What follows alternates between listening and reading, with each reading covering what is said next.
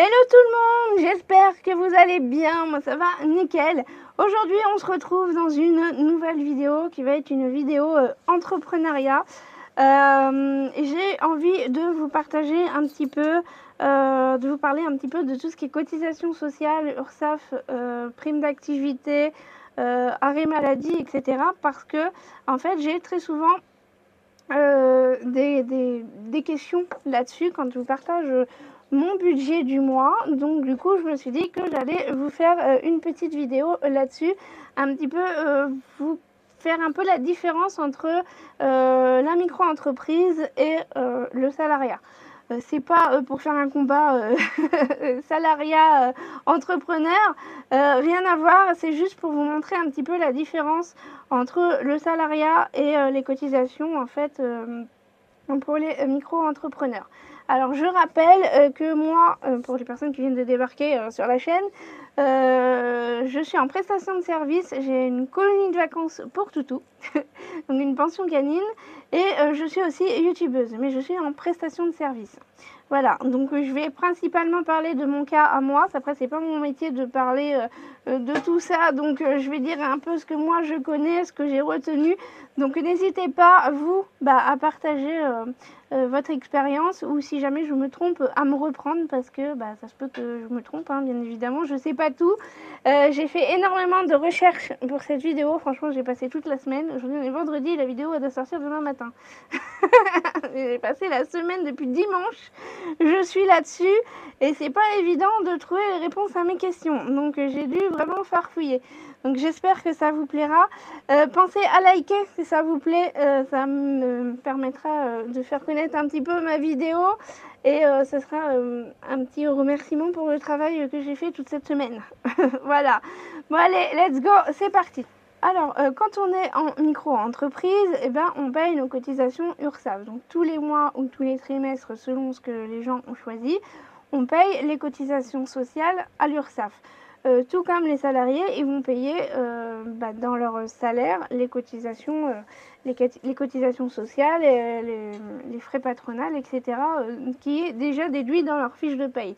Donc vous avez votre salaire brut, vous payez ce que vous avez à payer, et ensuite vous avez sur votre fiche de paye votre salaire net, et c'est ce qui rentre directement sur votre compte. Voilà. En tant que micro-entrepreneur, donc chef d'entreprise, on va payer les cotisations URSSAF. Donc les cotisations URSSAF, c'est en 3 parties, ça dépend de son métier.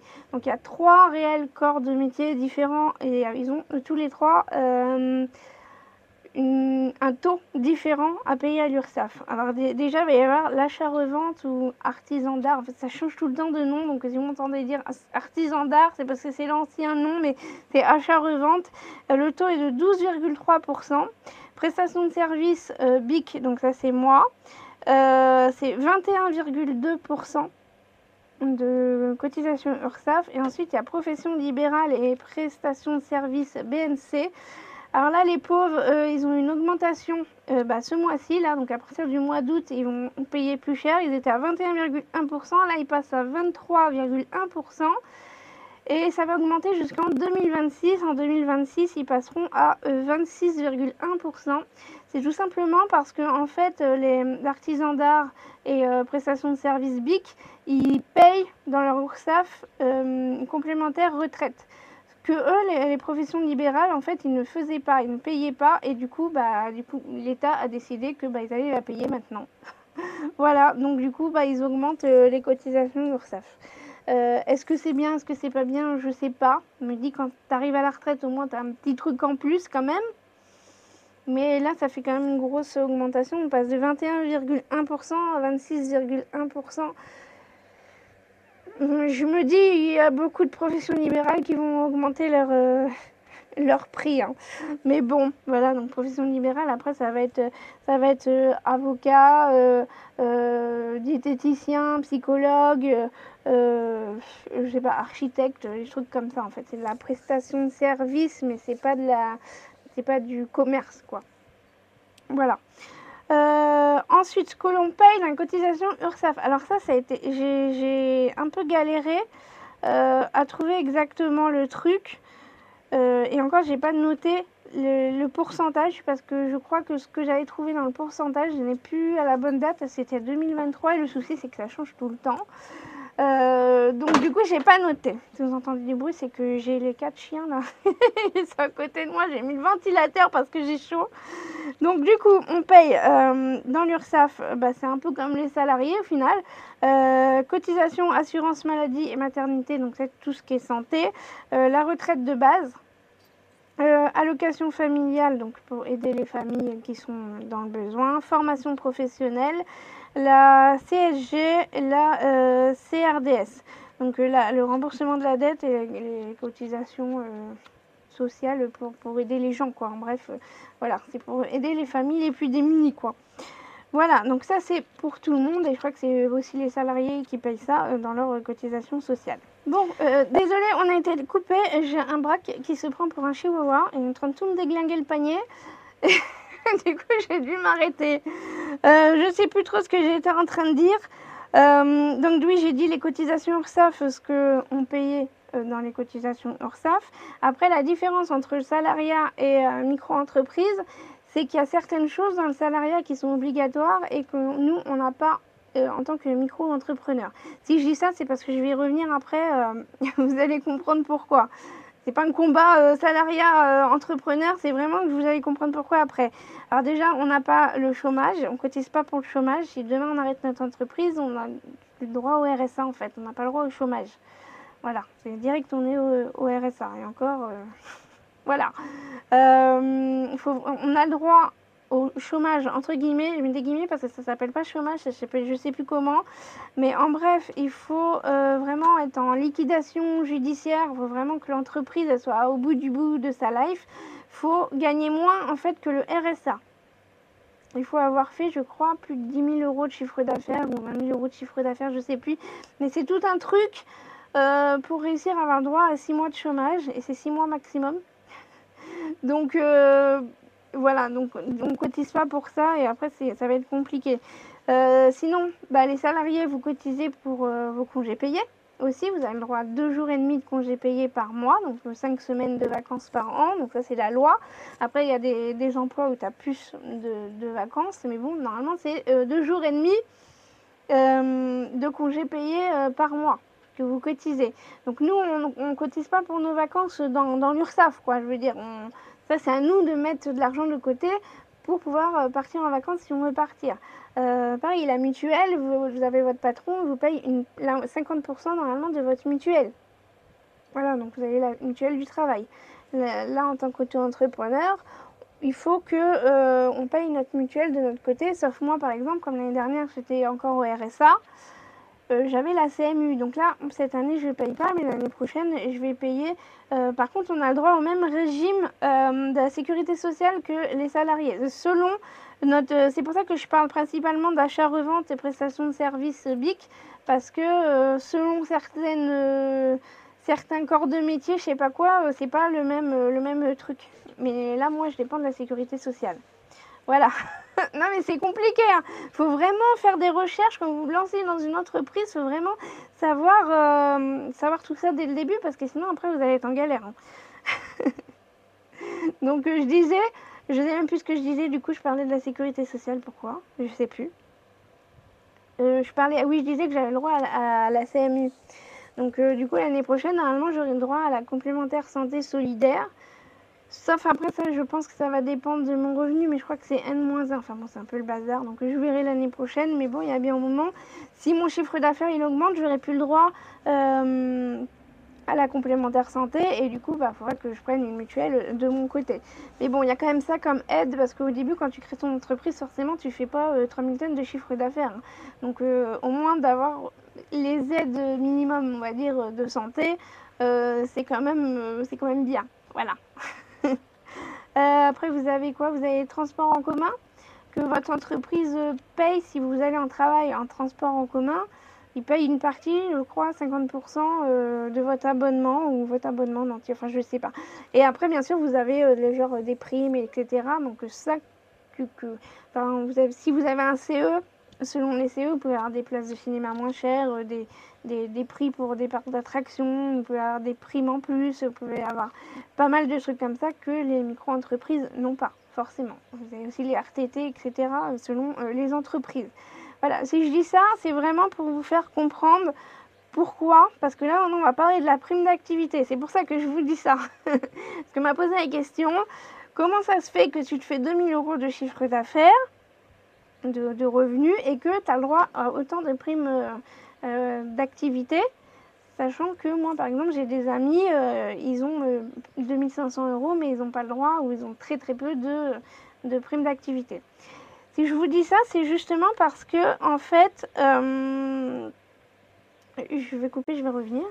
Donc alors, je sais plus ce que j'étais en train de dire.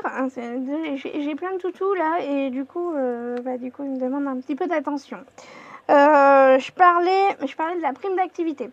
Donc il y a des gens qui m'ont posé la question, mais pourquoi avec 2000 € de revenus, tu as le droit à la prime d'activité, alors que moi j'y ai pas le droit, ou je connais des gens et ils ont presque pas le droit, alors que toi tu as quand même une grosse prime d'activité. Je crois que ce mois-ci là j'avais 361 €. Sachant que je m'étais fait quand même 2000 € de chiffre d'affaires. Donc je rappelle, c'est chiffre d'affaires brut, après je paye l'URSSAF, etc. Enfin bon, voilà. Donc j'avais 2000 € et j'avais 361 € de chiffre d'affaires. Du coup, c'est pour ça que je vous parlais de tout ça avant. C'était pour vous expliquer la différence entre le salariat et la micro-entreprise, de ce qu'on payait comme cotisation, etc. Parce qu'en fait, l'État, si vous voulez, il s'est dit, il a réfléchi, je ne sais pas s'il a réfléchi bien, mais il a réfléchi. Il s'est dit, bon, la micro-entreprise, on va leur simplifier les choses, on va pas se casser la tête, on va pas leur demander de nous déclarer leur charge d'entreprise, etc. On va faire un truc simple et direct, on va leur foutre un taux d'abattement. Voilà. Donc, en bref, quand vous faites votre déclaration aux impôts à la CAF, pour l'État, en bref, vous avez un taux d'abattement en fonction de votre entreprise. Donc, c'est pour ça qu'au début, j'ai expliqué les corps de métier. Donc, en achat-revente ou artisan d'art, il y a 71 % d'abattement. En prestation de service BIC, donc moi, j'ai 50 % d'abattement. Et profession libérale et prestation BNC, je vais y arriver, prestation de service BNC, il y a 34 % d'abattement. Donc l'abattement, en fait, qu'est-ce que ça veut dire? Qu'est-ce que ça prend en compte? C'est en bref, je me fais 2000 € de chiffre d'affaires. J'ai un brut, je précise c'est brut, j'ai un taux d'abattement de 50 %. Donc 50 % c'est facile, c'est divisé par 2. Donc je vais déclarer par exemple à la CAF, ils vont me demander mon chiffre d'affaires brut. Donc je vais déclarer 2000 € de chiffre d'affaires brut. Et ils vont me demander mon chiffre d'affaires net. Sauf qu'en net, il faut faire le taux d'abattement. Il n'y a pas de net où tu calcules tes frais, etc. Non, le net, c'est pour tout le monde pareil. Tu es en prestation de service à 50 %. Que tu fasses 2000 €, 3000 €, que tu dépenses des tonnes de sous pour ton entreprise en charge d'entreprise, c'est quand même 50 %.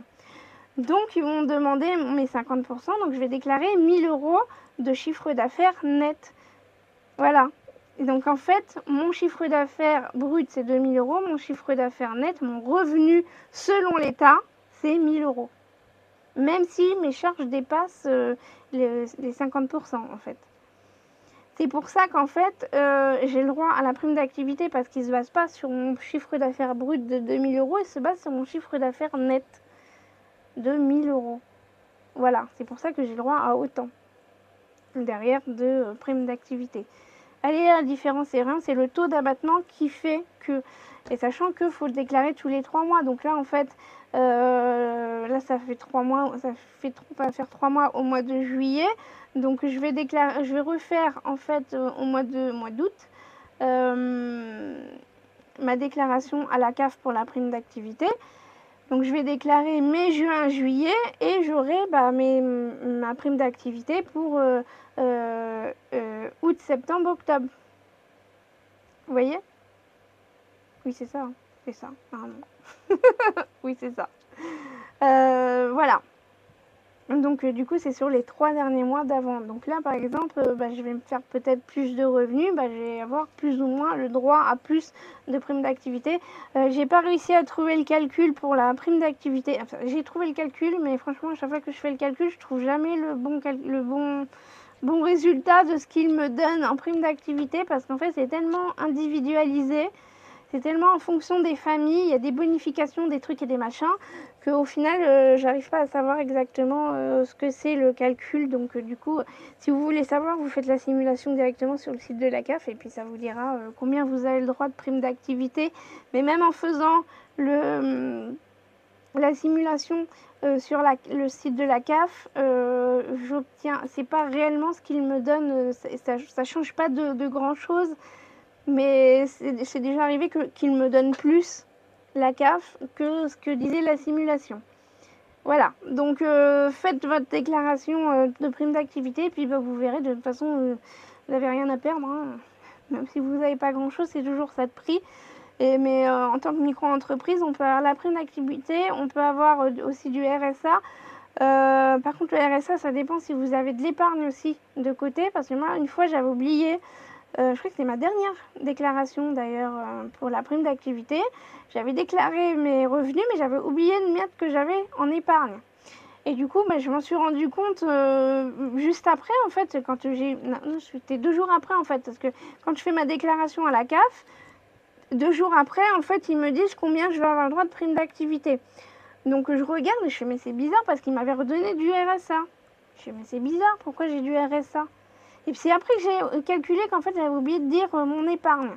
Donc du coup j'ai tout de suite envoyé un mail en disant voilà, j'ai bien détaillé, j'ai tant d'épargne, j'ai oublié de le dire dans ma déclaration, essayer de le reprendre en compte. Et du coup ils l'ont repris en compte et du coup j'ai plus le droit au RSA parce que j'avais de l'épargne. Voilà.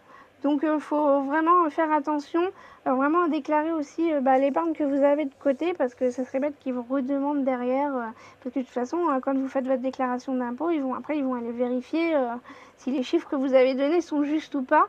Donc ça serait bête qu'après ils vous redemandent des sous. Puis en plus avec la CAF, enfin voilà, l'administration française, sur la CAF ou les impôts ou je sais pas quoi, il y a très souvent des erreurs. Ça, je pense à Marie, là, de la chaîne 100% pur jus. Là, j'ai vu sa story, mais il arrive toujours des trucs à elle avec la paperasse, c'est un truc de dingue. Je rigole, mais c'est pas drôle. Mais quand ça te tombe dessus, franchement, c'est pas cool. Voilà, donc c'est pour ça que j'essaye vraiment de faire attention à toutes mes déclarations. Et même elle qui fait attention, il arrive toujours des trucs. Enfin bon, voilà. Donc c'est pour ça que du coup j'ai le droit à la prime d'activité. C'est qu'en fait, même si je me fais 2000 euros de chiffre d'affaires brut, et mon revenu net il est de 1000 euros. Et comme la prime d'activité c'est pour réussir quand même à avoir au moins un minimum un SMIC, du coup c'est pour ça que j'ai le droit à 300 ou 400 euros finalement de prime d'activité derrière. Voilà, j'espère que c'est clair pour tout le monde. N'hésitez pas si vous avez des questions, parce que j'ai beaucoup parlé, je ne sais pas si je suis très claire. Voilà. Ensuite, je voulais vous parler des arrêts maladie. Je vais éteindre et je reviens. Donc ensuite, je voulais vous parler des arrêts maladie en tant que micro-entrepreneur. Alors en fait, c'est comme pour tout, c'est toujours en fonction du chiffre d'affaires que l'on fait pour les micro-entreprises. Tout est calculé là-dessus. Bon, en même temps, vous me direz, pour les salariés, c'est pareil. Hein, c'est calculé en fonction de vos revenus. Hein. Mais je ne savais pas combien j'avais le droit, parce que j'ai toujours entendu dire que en tant qu'auto-entrepreneur, quand tu es en arrêt maladie, tu n'as pas le droit à grand-chose. C'est galère. Voilà, donc il ne faut pas être malade quand tu es auto-entrepreneur. Mais bon, j'ai été malade il n'y a pas longtemps. Je pouvais quand même travailler, mais je me suis dit, si jamais demain, je sais pas, je me casse une jambe, je ne pourrai plus travailler, je peux plus m'occuper des chiens avec une jambe en moins, je fais comment? Donc ça me fait 45 jours avec la patte dans le plâtre. Je fais comment avec mes chiens pour aller les promener, pour m'en occuper? Enfin, je sais pas, s'il y en a un qui est en train de me faire une connerie, je sais pas, qui est en train de me bouffer mes rideaux, et qui se barre je sais pas où, je vais pas ramper pour aller rattraper le chien, quoi. Reviens, toutou! Non. Voilà, donc vraiment obligée de me mettre en arrêt maladie si jamais je me casse une jambe, quoi.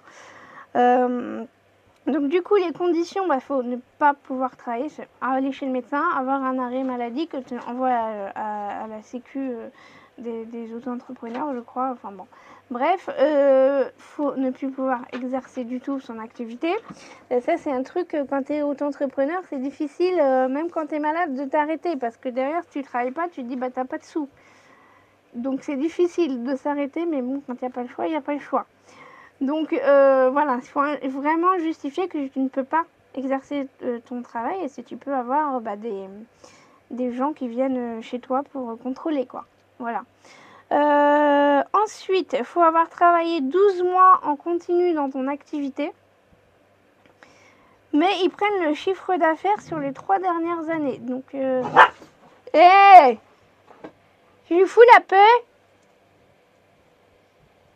Putain, ils me battent pour une mouche. Une mouche. Bref, donc j'étais en train de dire que je comprends pas trop le truc là. Donc s'il y a quelqu'un qui peut m'expliquer, ils disent qu'ils prennent le chiffre d'affaires sur les 3 dernières années, mais il faut avoir travaillé pendant 12 mois continus dans son activité. Donc faut, en bref, si tu as travaillé pendant 1 an dans son activité, tu as quand même le droit à un arrêt maladie. Par contre, il faut avoir fait un chiffre d'affaires minimum net après abattement de 4 208,80 €. Donc ça veut dire par exemple pour les prestations de services, il faut avoir fait plus de 8 416 € quoi. Enfin bref, il faut avoir fait au moins 8 400 € de chiffre d'affaires brut en 1 an pour avoir droit quand même à un arrêt maladie. Voilà. Donc il y a 3 jours de carence et on peut être en arrêt pendant maximum 360 jours. Pour pas dire 1 an quoi. Presque 1 an. À quel jour près? Le minimum que l'on peut avoir, donc si on fait 4 208,80 € net après abattement de chiffre d'affaires, le minimum qu'on peut avoir c'est 6,35 € d'indemnité journalière. Et le maximum c'est 63,52 €. Mais ça c'est pour les achats-reventes, les artistes là. Et les prestations de services BIC. Après, si tu es en profession libérale, je crois que le minimum c'est 25 € et le maximum c'est 190 €. Donc voilà, donc c'est pour ça qu'il faut vraiment se renseigner en fonction de sa catégorie. Donc je vais vous donner un exemple de calcul en fonction de moi. Donc sachant que j'ai pas encore fini ma 3e année, que je suis dedans, donc je vais vous donner un exemple sur mes 3 ans, mais même si c'est pas fini. Donc en bref, la première année j'ai fait 6 500 € de chiffre d'affaires brut.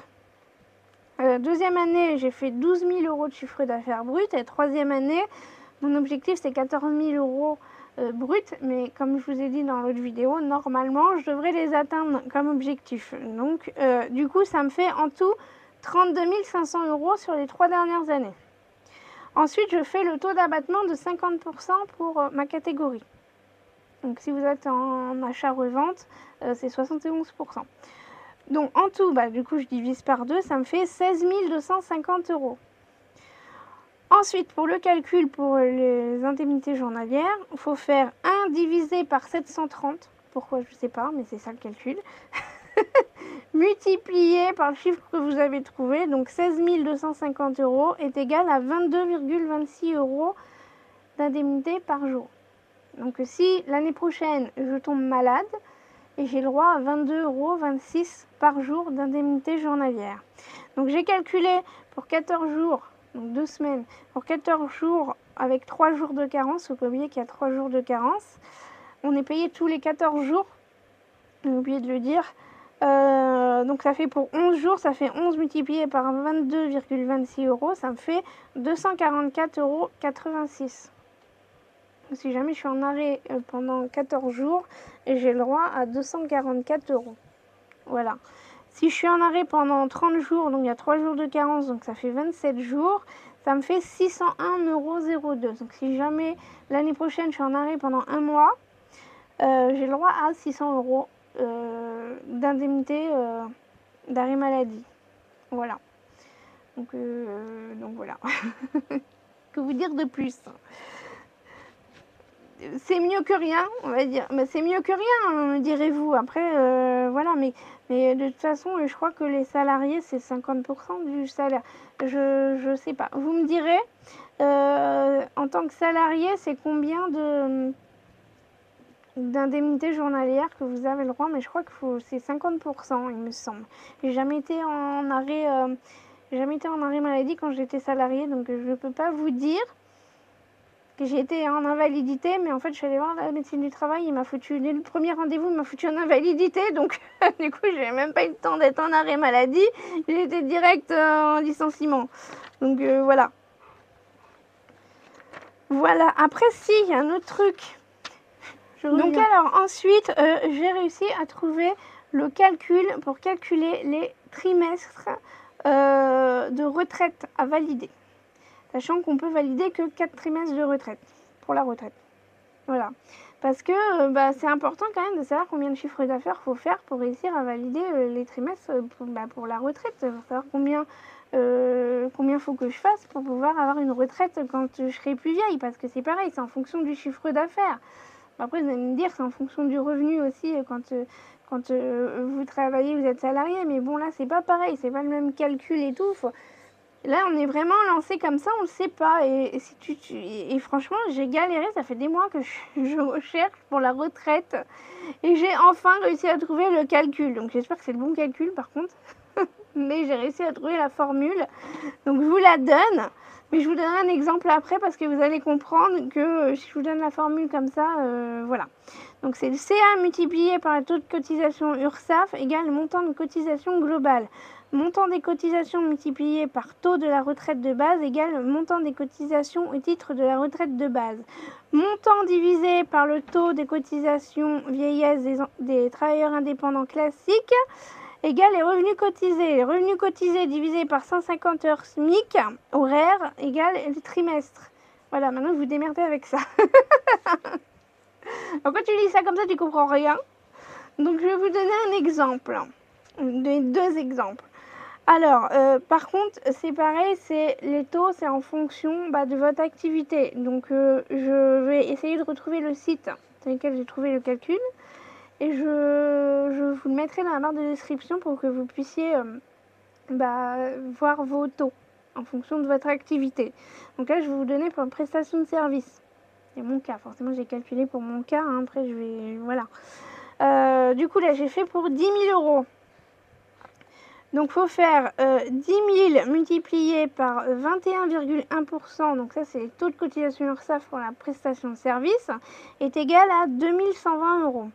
2120 € multiplié par 41,80%, ça, c'est les taux de retraite de base, donc ça, c'est pour tout le monde, 41,80%, est égal à 886,16, donc on garde 886 €.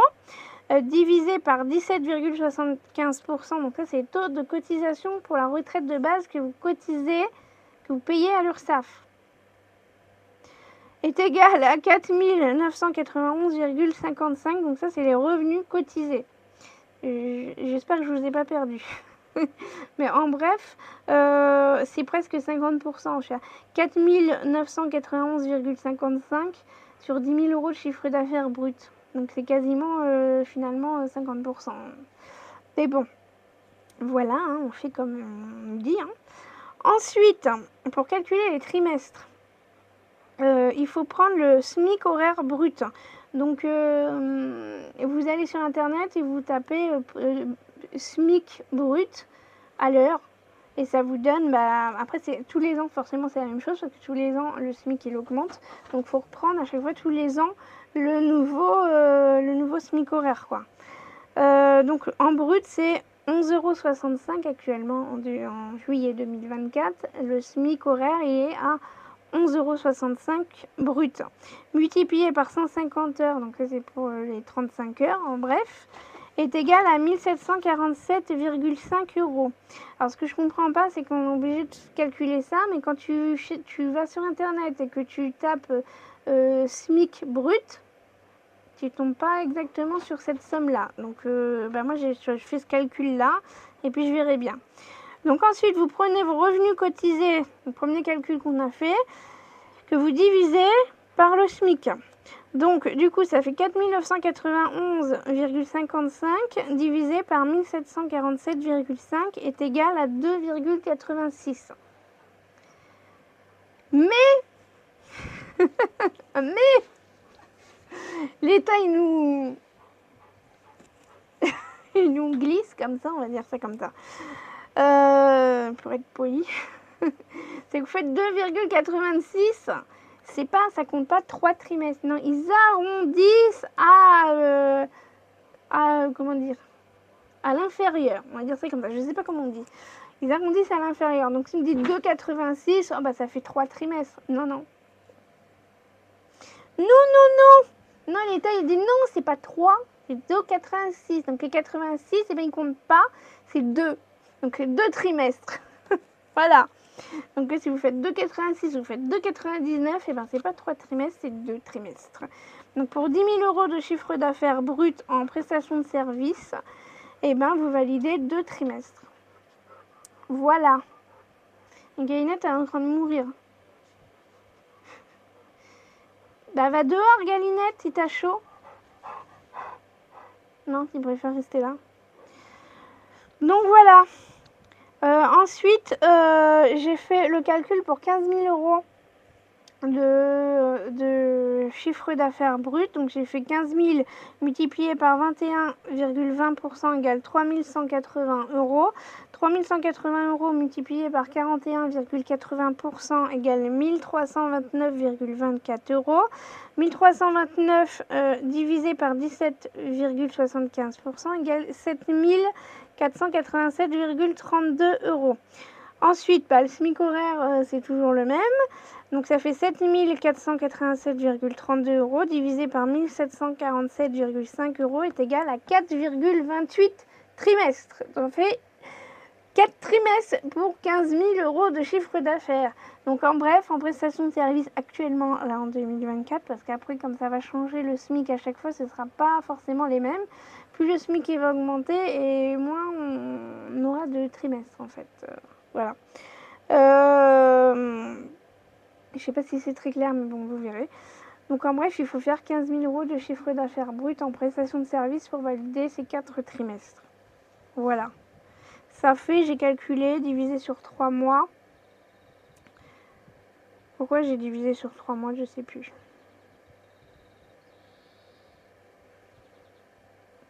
Pourquoi j'ai divisé sur 3 mois? Bah, parce que c'est un trimestre, mais je suis blonde. Bon. Donc en bref, pour 3 mois, il faut faire 3 750 euros de chiffre d'affaires brut. Voilà. Donc sur 3 mois, voilà, il faut faire 3 800 euros de chiffre d'affaires brut en prestation de service. Donc j'ai pas fait le calcul pour les autres. Faudrait que je fasse le calcul et que je vous fasse un post. Voilà. Bon voilà, je arrête de blablater. Je pense que la vidéo va être suffisamment longue. Comme ça, moi, vous saurez pour la prime d'activité.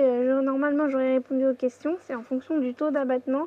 Donc, si vous êtes en prestation de service comme moi à 50%, pour ne pas avoir le droit finalement à la prime d'activité, il faut quand même faire 4 000 euros de chiffre d'affaires brut par mois pour que mon revenu net il soit de 2 000 euros et que j'ai pas le droit à la prime d'activité. Donc ici, le temps que j'efface les 4 000 euros par mois, voilà. Donc c'est pour ça que j'ai le droit à la prime d'activité. Vous avez le calcul pour les arrêts maladie et le calcul pour les trimestres de retraite. Et je trouve que c'est quand même important de savoir ça pour se préparer pour plus tard. Vous savez que moi, j'aime pas naviguer dans l'inconnu. J'aime bien savoir pour bien m'organiser pour plus tard. Voilà, tout simplement, ne pas me retrouver en galère financière plus tard. Voilà. Donc j'espère que ça vous aura aidé, que ça, même s'il y en a parmi vous qui sont salariés et qui regardent, bah, au moins comme ça vous aurez appris quelque chose. Et puis voilà, bon, j'arrête de blablater, je vous laisse, pensez à liker, à laisser un petit commentaire, à poser vos questions. Je vais faire aussi prochainement une vidéo. On est combien aujourd'hui du coup? Oui, on est le 26, donc vous allez regarder cette vidéo là demain matin, samedi 27 juillet. Et le 27 juillet, ça aura fait 3 ans que j'ai acheté ma maison. Voilà. Wouhou, c'est la fête. Réveiller tout le monde. Donc du coup, je vais vous faire une vidéo sur les 3 ans. Donc ce sera pas l'autre samedi d'après, parce que samedi d'après, normalement, c'est vidéo budget du mois. Mais ce sera dans 2 semaines du coup. Donc si jamais vous avez des questions, je pense que je vous ferai un post spécial, parce que si je vais pas aller dans toutes les vidéos pour vérifier. Donc je pense que je vous ferai un post, mais préparez vos questions. Et comme ça, vous pourrez noter dans le post pour les 3 ans de l'achat de ma maison. Voilà. J'arrête de blablater. J'espère que la vidéo vous a plu. Pensez à liker, à vous abonner, laisser un commentaire. Et puis, on se retrouve jeudi dans la prochaine vidéo. Allez, bye!